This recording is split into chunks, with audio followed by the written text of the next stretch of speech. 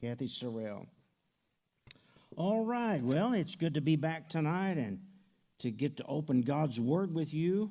I find this one of my greatest joys in life is to get to share with you God's Word. We'll be in Deuteronomy tonight.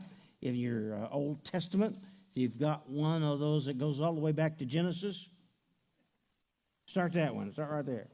Genesis, Exodus, Leviticus, Numbers, Deuteronomy. There you go.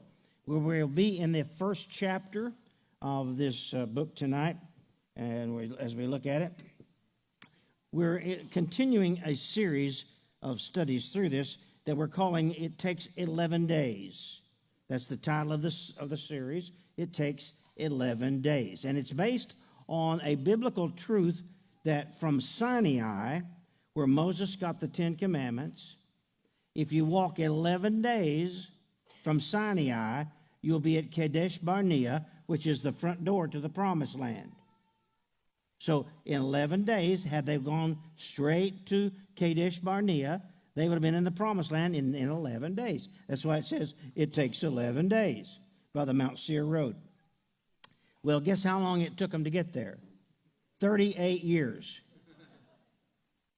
38 years of wandering around in the Sinai Peninsula, wandering around there, trying to find how to follow the Lord, how to be faithful, how to be all the things we're going to talk about in this study. But see, God is for you. God is on your side. He is for you. And He wants to take you to a land of milk and honey. Now, getting you to the land of milk and honey may require going through some difficult times. And tonight, some of you may be in some hard, difficult times. But as we've been speaking recently, God is sharpening your stick. He's making, as we talked about Sunday, He's making you a sugar cookie. Remember that? Were you here when I talked about being a sugar cookie? That's what they do to Navy SEALs. They make them go in the ocean and come and roll in the sand. And then they do the rest of their day activities as a sugar cookie. Why is that? To toughen them up. Sometimes God just wants to make you a sugar cookie. Doesn't matter if you've been good or bad. Sometimes He does. But we're going to look tonight at getting from Sinai, from the law, all the way to the Promised Land. It's not easy to walk away from what we know into what we don't know. It's not easy. None of us likes to walk into change, unknown futures, unknown problems and challenges, unknown. Nobody just wants to start out and walk into something they don't know. We want to know and understand. It kind of scares us. Now, the mountain of the law at Sinai, folks, they had to leave the Sinai or the law to gain the land of promise or grace.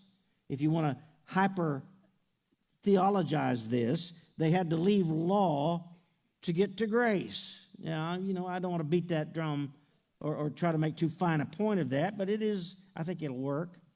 See, we're asked to trade what we can see for what we can't see. We're asked to trade a comfortable place for a place we don't know what's happening. And we're going to a place that we don't know. We're going to a land we don't know, we don't understand, but we're asked to do that. We have giants in the land of promise. And when the spies came back with the report, the majority report said, there's giants in the land, they're going to eat us up. The minority report, the two spies said, yeah, there are giants in the land, but God has given us the land, let's go get it. So sometimes you got to whip a giant to get into your promised land. How many of you look forward to whipping a giant? Not me. Man, those guys are mean. The doctor might say you got cancer. The doctor might say your heart's not working. There's a big giant to have to whip. The doctor may say your finances ain't going to make it to the end of the month. You're going to have to work half a day on the day they bury you. You know what I'm talking about? I thought you'd get that if you just sat there a minute.